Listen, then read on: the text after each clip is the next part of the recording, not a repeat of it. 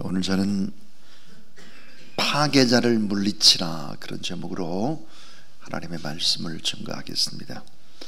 자, 예수 그리스도를 영접한 하나님의 사람들이 이 땅에서 인생을 살아갈 때 삶의 마지막 순간까지 영적인 싸움을 해야 된다. 영적 싸움이 계속돼야 된다. 성경은 이제 그렇게 말씀을 하고 있습니다. 로마서 6장 13절에 보니까 너의 지체를 의의 무기로 하나님께 드리라 그랬습니다. 너의 지체를 불의로 그 불의의 무기로 죄에게 드리지 말고 의의 무기로 하나님 앞에 영적 싸움을 싸우면서 하나님 앞에 드리라 그랬습니다. 그러니까 크리스찬의 삶은 어떤 삶일까? 선한 싸움을 싸워야 하는 그런 인생입니다.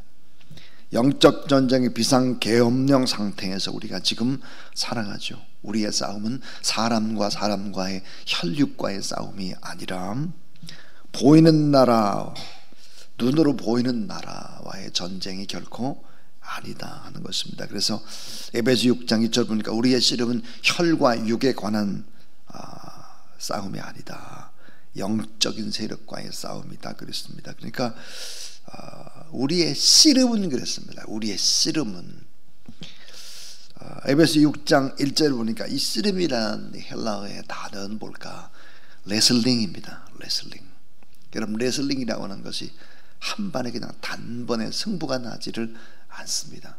유도라든지 이런 것들을 이렇게 단번에 승부가 나지만 레슬링은 뭐예요? 엎치락 뒤치락 하면서 몸과 몸이 부딪히고 땀을 흘리고 넘어지고 자빠지고 이렇게 되는 거죠.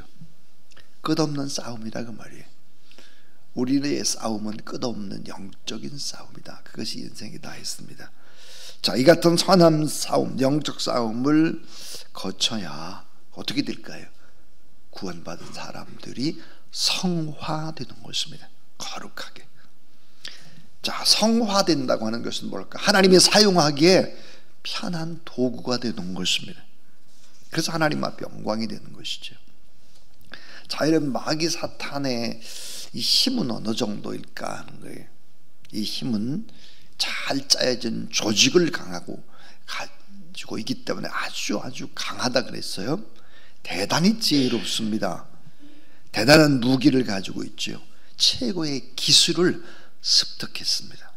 막강한 단합된 연합의 힘으로 똘똘 뭉쳐서 공격을 하는 것입니다. 이 사탄은 하나님이 택하신 이 선민이나 하나님의 종들, 늘 깨어 기도하려고 열심히 살려고 하는 사람들을 공격합니다. 힘 있는 권세자들 곁에도 계속 또 공격을 하죠. 마태복음 24장 24절에 보니까 거짓 그리스도들과 거짓 선지자들이 일어나 표적과 기사를 보여 할 수만 있으면 택하신 자들 미혹하게 하리라 그랬습니다. 이 적그리스도들, 거짓 그리스도들이 일어나가지고 결국은 많은 표적과 기사를 보인다. 기적을 일으킨다는 거예요. 그래서 할 수만 있으면 택한 자들을 마지막 때에 계속해서 미혹하고 교회를 분열시킨다. 예수 그리스도의 말씀입니다. 마지막 때에 이 말, 하나님의 말씀 마태복음 24장입니다. 자, 어제 우리 첫사람 이 아담과 하와도 그들의 마음과 생각을 공격했다 그랬습니다. 오늘 본문에 욥이 또 시험을 당합니다. 욥에게 엄청난 환난을 주죠. 이 사단은 겁도 없이 예수 그리스도를 공격합니다. 또 예수 그리스도의 제자인 사도들 모두 다 마귀의 능력을 보고 생생히 다 체험한 사람들입니다. 주님의 수제자 베드로도 가장 성경에 나오는 인물 가운데 위대한 인물 사도 바울도 사탄의 능력이 이게 보통이 아니구나 이런 것들을 잘 알고 있었습니다. 그래서 우리의 마음과 생각을 계속해서 공격을 하는데 그 공격해서 어떻게 하고 살까 하는 거예요. 깨끗한 마음 속에 더러운 영적인 쓰레기들을 막 갖다 붓는 것입니다. 여러분, 영적인 더러운 쓰레기들이 뭘까요? 그것은 근심의 쓰레기, 걱정의 쓰레기, 원망, 분노, 불평, 불만의 쓰레기, 그리고 절망하고 두려워 떠는 것입니다. 우리의 얼굴, 우리의 삶이라고 하는 것이 전도지죠. 우리가 참 행복하고 기쁘고 즐겁고 하면 사람들이 어때요? 예수 그리스도를 믿겠다고 합니다. 그런데 우리들에게 영적인 쓰레기를 막 집어넣는 것입니다. 이 사탄은 악한 방법을 교묘하게 이용을 하는데요, 마태복음 13장 39절에 보니까 가라지를 심은 원수는 마귀요 그랬습니다. 참 귀한 곡식들이 심겨져 있는 논이나 밭에 가라지를 심는다는 말이 원수 마귀가 그랬다는 거죠. 이 사탄은 인간의 마음과 생각을 가지고 공격을 하다가, 자, 의인인 욥 같은 경우는 동방의 의인이고 믿음이 대단하기 때문에 욥의 이 마음과 생각을 공격을 해도 넘어가지를 않아요. 자, 욥이라는 사람은 절대 진리를 마음에 품고 하나님 앞에 예배드리고 찬양하고 자녀들을 위해서 생일 때마다 또 예배드렸습니다. 그리고 다 예물을 봉헌했습니다. 이게 뭘까요? 욥이 이렇게 잘 살게 돼서 잔치를 하고 그런 것이 아닙니다. 이렇게 잘 사는 이런 자녀들이 자칫하면 이 잘 먹고 잘 사는데 도취되면 안 되기 때문에 하나님 앞에 예배를 드리고 이웃들을 섬기는 것입니다. 이렇게 바르게 살아간 동방의 의인이었다 그 말이에요. 그 사탄은 자, 의인 욥을 어떻게 파괴시키려고 할까? 오늘 신앙생활 잘하고 믿음으로 살려고 하는 우리들을 악한 사탄의 세력은 공격할 수 있는데, 오늘 또 네 가지를 생각해 보겠습니다. 이 첫 번째는 사탄의 공격 목표입니다. 사탄의 공격 목표는 어디일까? 몸을 공격하는 것입니다. 몸. 욥의 몸을 공격하는 거예요. 마음과 생각을 가지고 넘어오질 않으니까 몸을 공격을 하는 거예요. 질병을 주는 거예요. 몸이 왜 그렇게 중요할까요? 몸이 너무너무 중요하죠. 우리의 몸이. 욥은 워낙 하나님의 말씀을 철저히 지키며 순종하기 때문에 마음과 생각이 절대 기준을 세웠기 때문에 간교한 뱀처럼 거짓으로 속이고 우는 사자처럼 삼키려고 해도 떨지 않았단 말이에요. 어디를 공격할까? 몸을 공격하는 거예요. 몸을. 자, 이 같은 공격을 받은 대표적인 몸을 공격받은 사람이 욥인데요, 몸을 칩니다. 여러분 놀랍게도 욥의 몸으로 얻은 자녀들을 칩니다. 땀 흘려 몸으로 모은 재산도 칩니다. 가축도 다 잃어버리죠. 질병의 고통을 겪습니다. 친구가 떠나죠.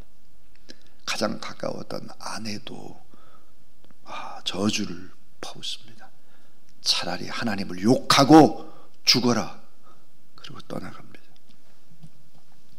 이 사탄은 철저히 욥의 몸과 욥의 몸으로 일궜던 아름다운 것들을 다 파괴시키는 것입니다. 자, 왜 그렇게 우리의 몸이 중요할까요? 우리의 몸은 이 몸을 통해서 하나님을 영화롭게 하고 하나님을 높이고, 그리고 하나님의 살아계심을 증거하기 때문에 많은 사람들에게 선한 영향력을 끼칠 수 있는 몸이죠. 그래서 성경에 보니까 고린도전서 6장에 몸은 성전이다 그랬고, 몸은 하나님의 도구다 그랬고, 고린도전서 4장 7절에 보니까 우리의 몸은 귀한 보배, 이 보배를 담은 질그릇이다 그랬습니다. 몸뚱아리가 보배인 거예요. 몸뚱아리가, 여러분 어렸을 때부터 예수 그리스도를 잘 믿고 자라는 아이들은 그 자체가 보물 덩어리예요. 그냥 자산입니다. 자산. 얼마나 참 귀한 보물들입니까? 근데 우리의 몸은 또 성경에 보니까 고린도서 9장 27절 보니까 하나님이 시험해 보는 참 믿음의 근거라고 하는 거예요.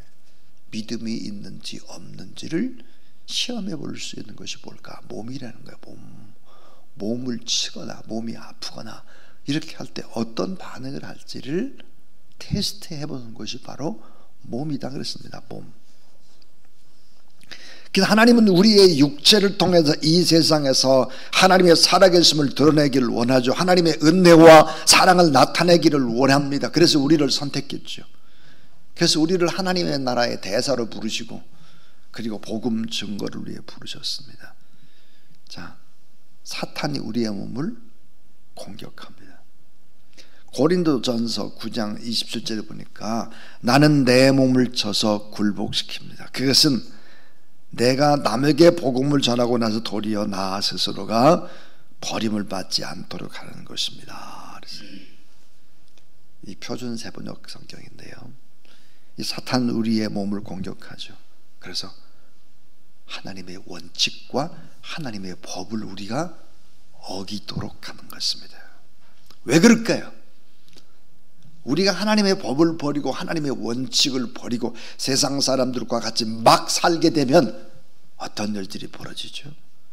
우리가 받을 귀한 상을 뺏기는 거예요. 그러니까 우리가 하나님 앞에 받아야 될 귀한 상을 이 약한 사단의 세력이 빼앗아가는 것입니다. 자, 우리가 구원받은 하나님의 자녀라고 하는 것은 결코 빼앗을 수가 없어요. 철저한 하나님의 주권 아래에 주어진 것이기 때문이죠. 이 신실한 섬김에는 우리가 열심히 이렇게 새벽에 나와서 예배드리고 기도하고 헌신하고 봉사하고 사랑에 쌀나고 이웃을 나누고 복음을 증거하고 막 이렇게 하는 것은 뭘까요? 모두 다 상급과 연결됩니다. 상급. 신실한 섬김에는 하나님이 주시는 상급이 있는 거예요. 여러분, 운동선수가 규칙을 만약에 어기잖아요. 규칙을 어기게 되면 시민권이 박탈당하는 것이 아니에요. 메달을 뺏기는 거죠. 금메달, 은메달, 동메달을 따도 어때요? 규칙을 어기게 되면 뺏깁니다. 상급을. 부끄러운 일을 당하죠. 조롱을 받습니다. 우리의 몸은 너무너무 중요한 하나님의 성전이고 도구고 보배고 영광을 드러내는 하나님의 얼굴과도 같은 것입니다. 그래서 우리의 몸을 공격하는 거예요. 질병을 줘서 공격할 수도 있는 것입니다. 그 다음 두 번째는 이 사탄의 그럼 공격하는 무기가 뭘까? 사탄의 공격하는 무기, 우리 몸을 공격하는 무기, 아까 고통이라고 그랬습니다. 고통입니다. 고통. 사탄은 몸을 공격함으로써 질병을 주고 주변 환경을 공격함으로 고통을 주는 것입니다. 자녀와 사업이 망하게 하고 그리고 신앙을 뒤흔드는 것이죠. 자, 오늘 아침 우리 아주 다시 깊이 생각해 봐야 될 7가지의 고통이 있습니다. 욥이 당한 7중고입니다. 욥이 당한 7중고. 그 7가지 엄청난 고통이 뭘까 하는 거예요. 그 첫 번째 고통은 물질적인 고통입니다. 모든 재산을 다 잃어버려요. 물질을 치는 겁니다. 욥기 1장 13절부터 17절 보니까 소, 나귀가 뺏겼고 종들이 죽임을 당하고 양도 낙타도 불태워지고 약탈당하고 그렇습니다. 재산의 상실이라고 하는 것이 뭐예요? 사회적인 위치와 신뢰가 붕괴되는 것을 의미합니다. 두 번째 고통은 뭘까요? 가족의 고통입니다. 가족. 자녀가 죽어요. 큰 바람이 휘몰아쳐 와가지고 집이 무너져가지고 10명의 자녀가 같은 날 죽습니다. 이건 뭐예요? 부모의 생애 전체가 와르르 무너지는 것입니다. 자녀의 문제 때문에 무너져 버려요. 세 번째는 재산의 문제도 아니고 자녀의 문제, 뭐 이런 문제보다도 훨씬 더 큰 문제라고 할 수 있는 자신의 육체적 질병입니다. 육체적인 고통이죠. 온 몸에 악창이 생겼다 그랬어요.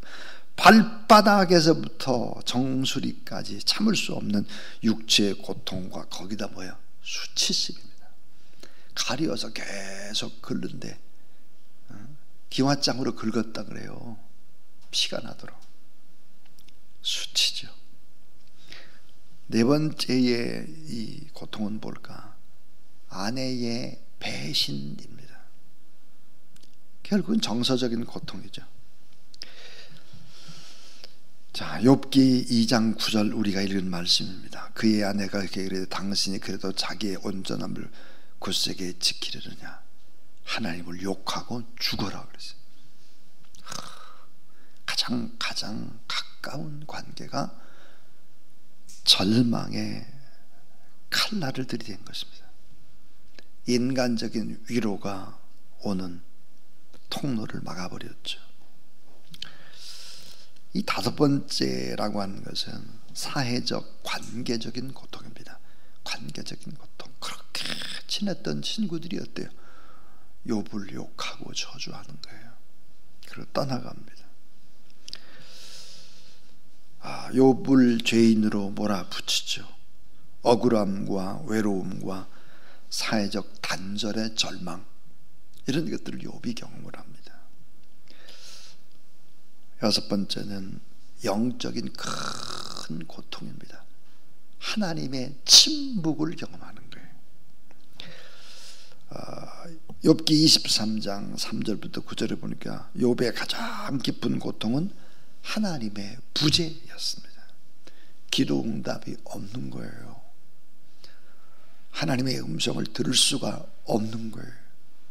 찬양을 해도 이 찬양이 연락되지를 않는 거예요. 하나님의 깊은 침묵 속에 신앙의 어둠을 통과해야 되는 영혼의 밤을 맞이하는 것입니다.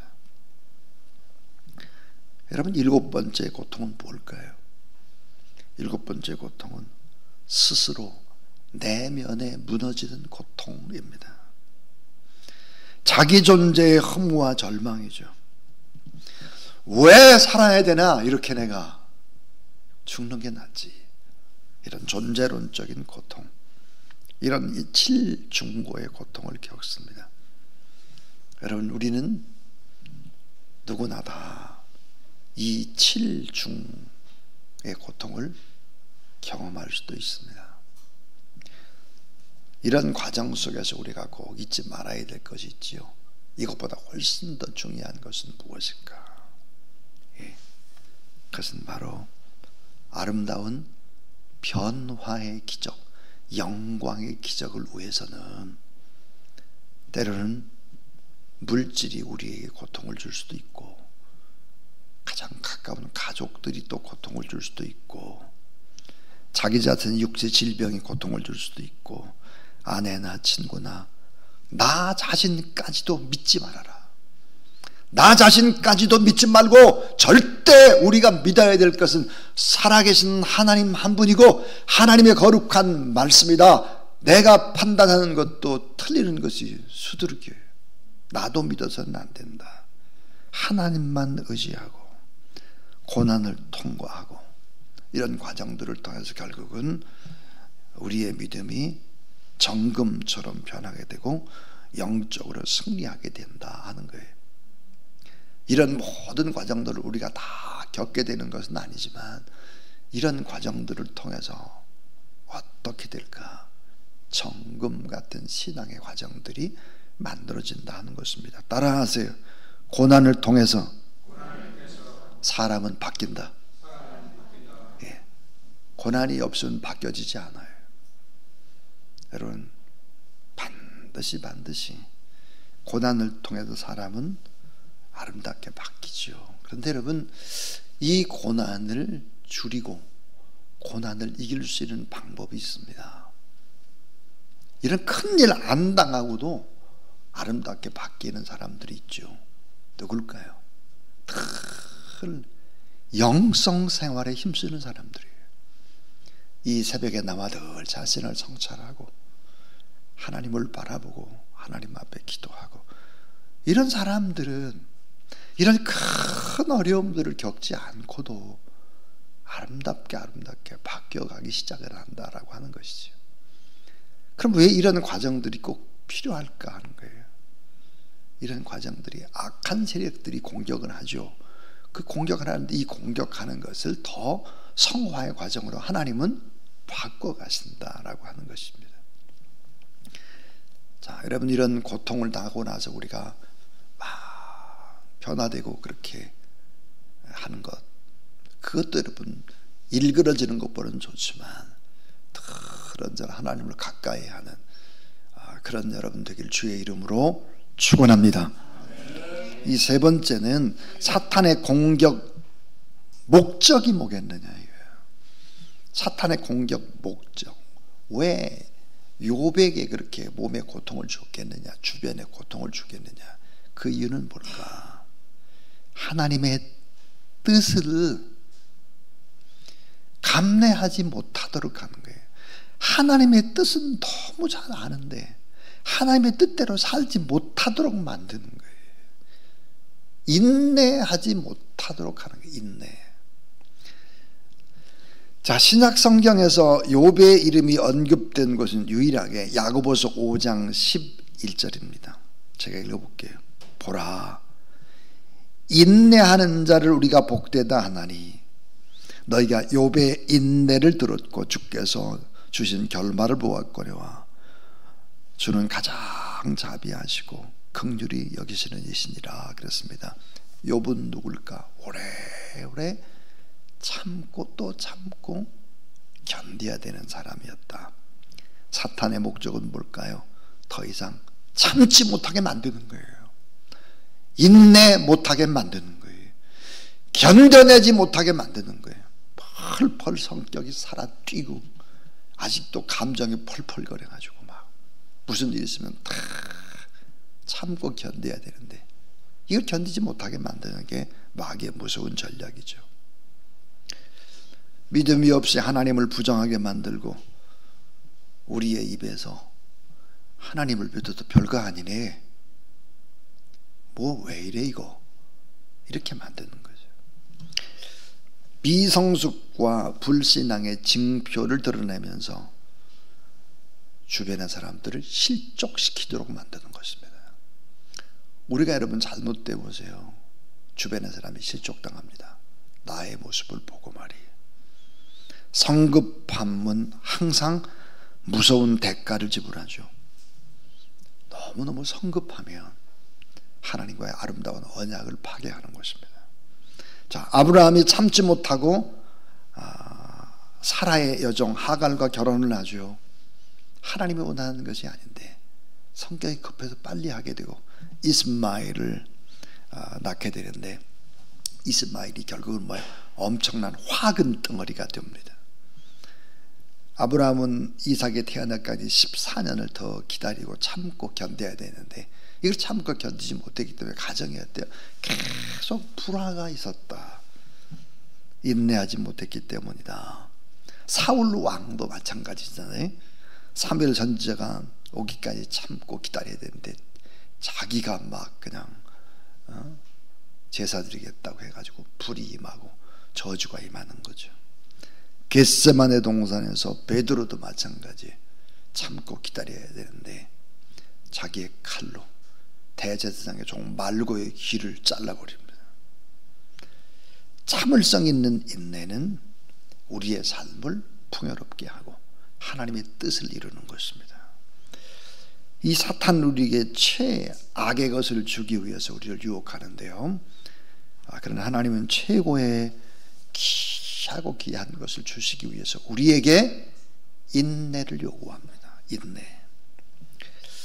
베드로서 4장 16절 만일 그리스도인으로 고난을 받으면 부끄러워하지 말고 도리어 그 이름으로 따라하세요. 하나님께 영광을 돌리라. 예, 오래 참아서 영광을 돌리라 그랬습니다. 욥기 23장 10절 우리가 잘 알잖아요.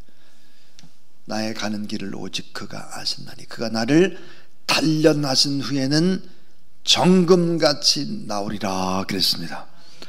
우리의 삶 속에서 만나는 크고 작은 많은 어려움들은 하나님께서 우리를 성숙하게 하시고 믿음을 견고케 하시고 내가 육체가 아닌 성령을 의지하게 만드는 것이죠. 그래서 성급함, 조급함은 마귀적인 것이 아닙니다. 뭘까요? 성급함, 조급함 그 자체가 마귀라는 거예요.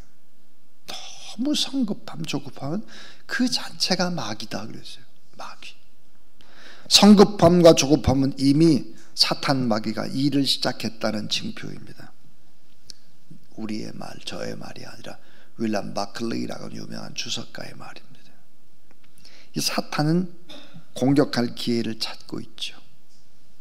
자녀들의 문제로 공격하고, 재산상의 문제로, 아내와의 문제로, 친구 관계 문제로, 자신의 질병의 문제로, 스스로 느껴지는 존재의 허무와 절망의 문제로, 영적으로 기도 응답이 더디올 때 이런 막 인내를 못하고 오래 견뎌야 되는데 인내 못하도록 만든다 하는 거죠. 마지막 네 번째입니다. 마지막 네 번째는 이 사탄의 공격에 대한 우리의 방어책이 뭘까요? 우리의 방어책, 제일 중요한 얘기입니다. 그건 뭘까? 하나님의 은혜를 생각하라. 감사 찬송하라. 하나님의 은혜를 생각해야 돼요. 그리고 감사 찬송해야 돼요. 여러분 늘 우리 교회의 주보의 1번이 뭐예요? 감사합니다. 감사. 감사. 오늘 하나님 앞에 여러분 예배 드리잖아요. 이 예배 드리면서도 언제나 하나님 앞에 감사하는 감사. 하나님의 은혜에 감사와 찬송을 하라는 거예요. 몸으로 사단의 공격을 받은 것은 단지 욕만은 아닙니다. 사도 바울도 육체에 가시가 있었잖아요. 3번이나 간절히 기도했는데 하나님의 응답이 뭐였습니까? 내 은혜가 네게 족하다. 네가 약해야 내가 강하게 너를 통해서 일을 할 수 있는 거야. 우리가 연단의 불을 통과할 때 우리에게 필요한 인내, 그 인내는 오직 하나님의 은혜를 통해서만 우리가 얻게 되는 거예요. 그러니까 우리가 오래오래 참고 견딜 수 있는 것은 하나님의 은혜를 생각하고 감사하고 찬송하게 되면 인내하고 오래오래 견디고 참을 수 있는 힘을 하나님이 여러분에게 주신다는 사실을 믿으시기 바랍니다. 그래서 에베소서 5장 10절에 보니까 모든 은혜의 하나님 곧 그리스도 안에서 너희를 부르사 자기의 영원한 영광에 들어가게 하신 이가 잠깐 고난을 당한 너희를 친히 따라하세요. 온전하게 하시며 굳건하게 하시며 강하게 하시며 털을 견고케 하시리라. 잠시 고난 받는다는 거예요. 그때 은혜의 하나님을 생각하라는 거예요. 은혜의 하나님. 그리고 지금 내 계획대로 안 된다 할지라도 의지적으로라도 감사하고 찬송하라고 하는 거예요. 그러면 다 이겨낸다는 거죠. 우리의 하나님은 어떤 분일까? 은혜의 하나님이에요. 은혜의 하나님. 성령을 히브리서 10장 29절 보니까 은혜의 성령. 하나님의 보좌는 무슨 보좌입니까? 은혜의 보좌죠. 하나님의 말씀은 어떤 말씀입니까? 은혜의 말씀이죠. 처음부터 끝까지 은혜인 거예요. 은혜 아니면 우리가 견디고 살 수가 없어요. 그 하나님의 은혜를 찬찬히 생각하면서 감사하고 찬송하는 것입니다. 주사랑교회 안에도 참 긴 시간 인내하면서 참고 견딘 분들이 많습니다. 우리 심영택 장로님, 또 박양수 전사님, 이런 분들을 보면 20년 이상, 10년 이상 긴 고통 속에서도 참고 견디고 나가죠. 오늘 이 새벽에 나온 여러분들도 하나님의 은혜로 참고 견디고 오직 주님만 의지할 때 결국은 하나님의 지극히 풍성한 은혜, 말할 수 없는 은혜, 축복의 은혜, 거룩한 은혜가 저와 여러분 우리 모두의 삶 속에 풍성히 더 넘치고 정금 같은 귀한 신앙인들이 다 되어서 하나님 앞에 영광 돌리는 귀한 여러분의 삶이 될 수 있기를 주의 이름으로 축원합니다. 이 시간 우리 하나님 앞에 찬송을 올려드리겠습니다. 357장입니다. 357장 찬송 후에 유정희 목사님 축도하겠습니다.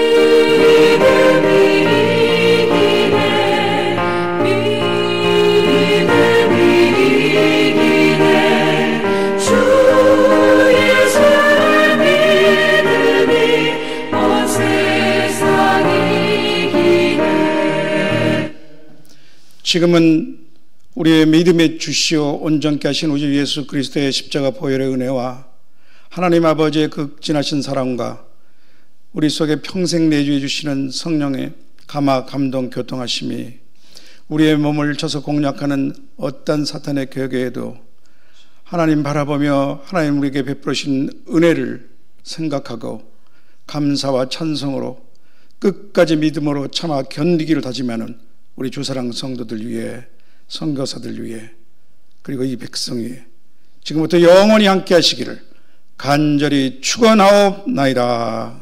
아멘.